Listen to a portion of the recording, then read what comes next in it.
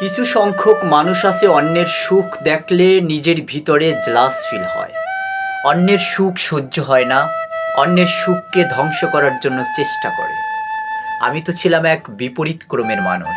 আমি যদি দেখি আমার কাছের মানুষটি অনেক সুখে আছে, আমি ভীষণ রকমের আনন্দ পাই। যখন শুনি আমার কাছের মানুষগুলো ভীষণ আনন্দে রয়েছে, আমার ভিতরে কখনোই কোনো জেলাস ফিল হয় না আমার কাছের মানুষগুলো আনন্দে থাকলে, কাছের মানুষগুলো ভালো থাকলে। আমাকে সেদিন বলা হয়েছিল আমি যদি অনেক সুখে থাকি সেদিন তো তুমি আমাকে সুখে রাখবে না। আমি সেদিনকার স্পষ্ট ভাষায় বলেছিলাম, তুমি যদি সুখে থাকো আমি আনন্দ পাবো।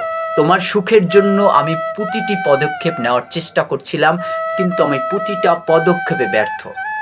যেহেতু তোমাকে আমি সুখ দিতে পারিনি, তুমি যদি অন্য কোথাও মহাসুখে থাকো, মহারানী হয়ে থাকো, আমি আনন্দ পাবো।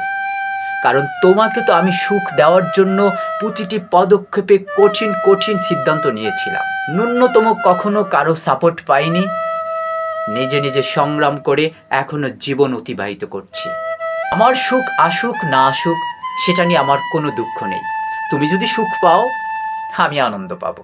তোমার সুখের ঘর ভাঙার চেষ্টা আমি করব না। আমি সেই রকম মানুষ না। আমি এতটাই খারাপ ছিলাম যে তোমার কাছে 18 কোটি মানুষের চেয়ে আমি একটা নিকৃষ্ট মানুষ হতে পারি তোমার কাছে। কিন্তু তোমার আনন্দ যদি হয়, তোমার সুখ যদি আসে, আমি সেই সুখ নষ্ট করব? এতটা কাপুরুষ, এতটা নিচু মেন্টালিটি না আমি।